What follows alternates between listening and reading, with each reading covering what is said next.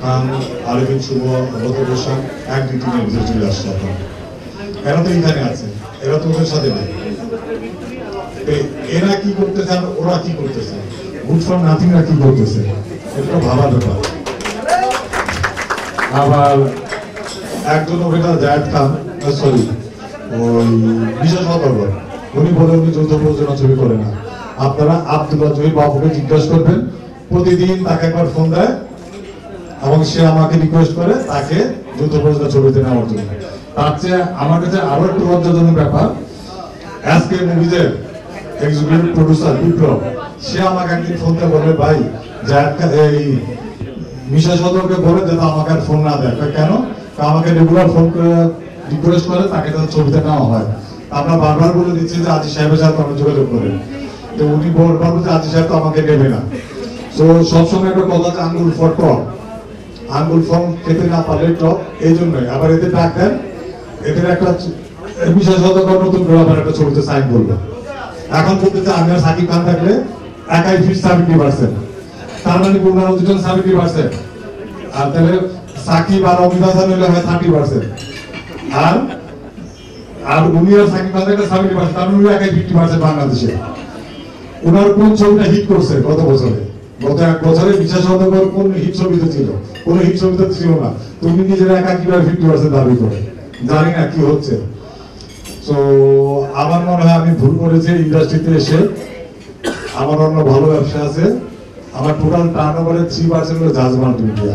আর একটা ব্যবসা আছে যেখানে আমার 1000 কোটি টাকার টার্নওভার, ওইখানে আমার এত সময় এত মেধা ব্যয় করতে হয় না, যত অনেক ব্যয় করতে হয় এখানে এসে। আমি আমার নিজের অরিজিনাল ব্যবসা করতে পারতেছি না বলে আমার ছবিটা আমার মনে ভালো, আপনারা আমাকে মাফ করেন, আমি যা করছি মনে হয় ভুল করছি। দেখি ছবি বানানো কমিয়ে দেওয়া উচিত মনে হয়। এইভাবে তো এটা প্যাশন, ভালোবাসা থেকে চলচ্চিত্র তৈরি করি। এখন যারা 90 সাহেব, যে সাকিব খান বললো এক সাহেব আসছে, উনি চলচ্চিত্রকে ভালোবেসে উদ্ধার করে ফেলতেছে। ওই সাহেবকে তো দেখলাম না গত 10 বছর একটা ছবি তৈরি করতে, কিন্তু চলচ্চিত্র দিয়ে আজকে উত্থান। একটা জাজমান ইম্প্যাক্ট, আমার কথা বলেন, আমি 10-12টা সিনেমা ওপেন করেছি, 12টা সিনেমা জাজমান লিমিটেড আন্ডারে চলতেছে। একটা প্রডিউসার এসে 12টা সিনেমা হলে চালাইলে 3 লাখ টাকা করে তো পাচ্ছে, 5 লাখ টাকা করে পাচ্ছে 12টা সিনেমা হল থেকে। তো সাহেব তো একটা সিনেমা হল করেনি, একটা সিনেমা তৈরি করেনি, তাহলে ওনার কিসের ভালোবাসা চলচ্চিত্রের প্রতি? রাজ্জাক সাহেব তো সিনেমা তৈরি করে, সোহেল সাহেব তো সিনেমা তৈরি করে, আলমগীর সাহেব একটা সিনেমা তৈরি করতেছে, কিন্তু ওই সাহেব কোনো সিনেমা বানায় না। তাহলে উনি কেন এত বড় বড় কথা বলতেছে? আগে চলচ্চিত্র বানান, তারপর কথা বলেন। আর যৌথ প্রযোজনার অ্যাডভান্টেজটা কি? আজকে সাকিব খানকে ওই দেশে নিয়ে শিকারে ছবি পালন করলাম, আমার আর সাকিব খানকে চিন্তা করতে না, সে নিজেই সব ওই দেশে জনপ্রিয় হয়েছে।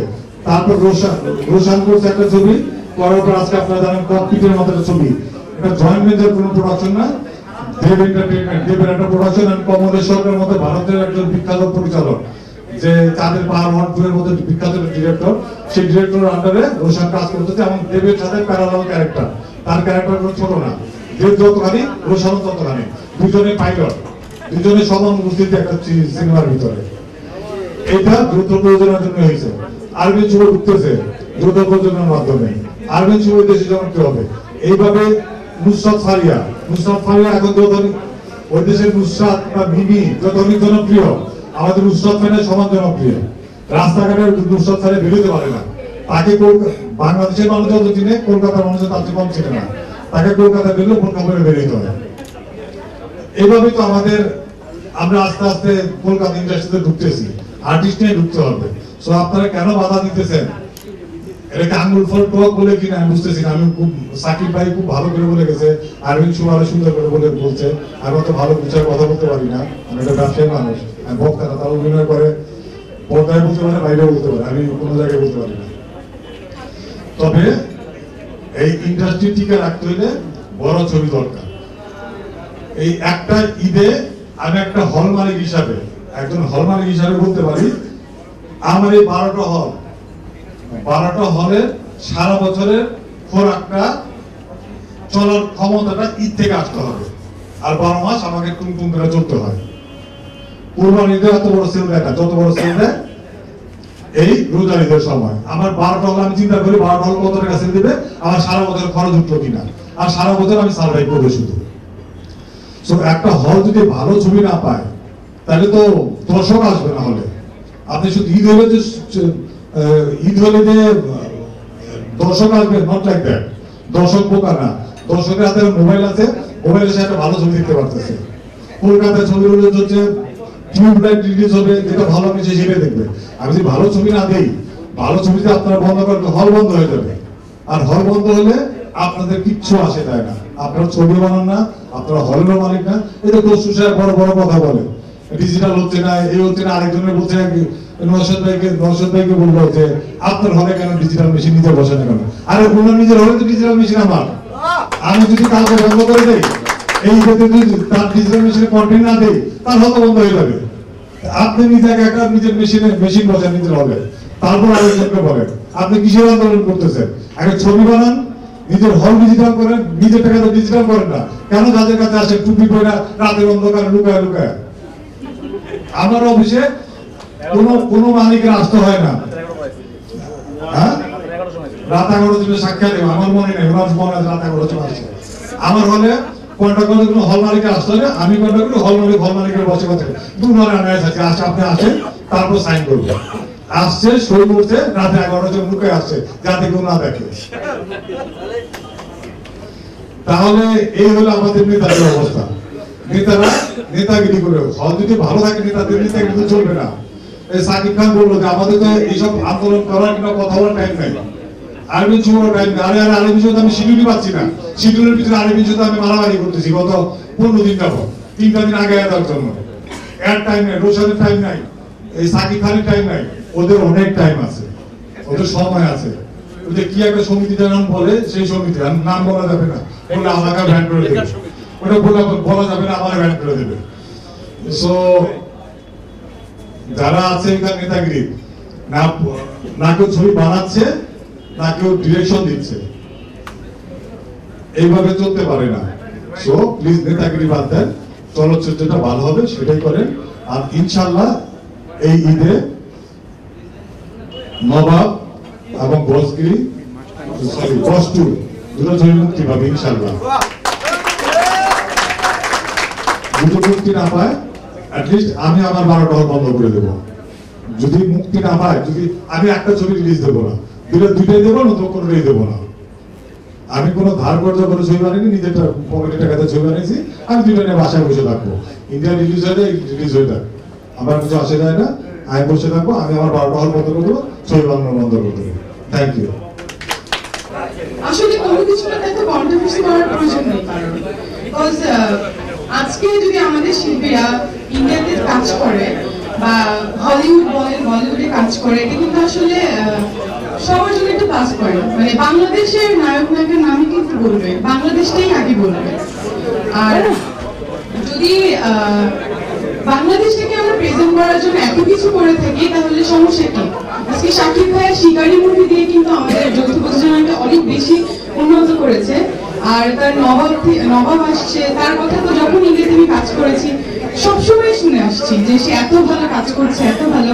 মানে বলা যায় জিৎ ভাইয়া বা দেব যেই হোক না কেন, মানে তার সঙ্গে শাকিব ভাইয়াকে সমকক্ষ করেই কিন্তু তারা কথা বলছে। মানে আমি তো দেখেছি, আমি যখন রাউন্ডে কাজ করেছি তখন আমি দেখেছি বারবার বলছে, মহেশগড়ের একটা শুটিং হচ্ছিল, তখন বলছে যে মহেশগড় অনেক সুন্দর। আমি বলছি না, শাকিব ভাই থেকে সুন্দর। আর মানে বলা যায় যে শাকিব ভাই হচ্ছে মাল্টি ট্যালেন্টেড একটা পার্সন। নট অনলি শাকিব ভাই, যদি আমাদের দেশের হিরোরা আদার যারা আছে, আরিফিন শুরু ভাইয়া থেকে শুরু করে বাপ্পি, যারাই কাজ করছে, সবাই যদি চান্স পায় সবাই কিন্তু কাজ করবে। মানে একটা কথা হচ্ছে কি, যারা চান্স পাচ্ছে না তারা হয়তো বেশি বেশি করে বলছে যে যৌথ প্রযোজনা বন্ধ করুন।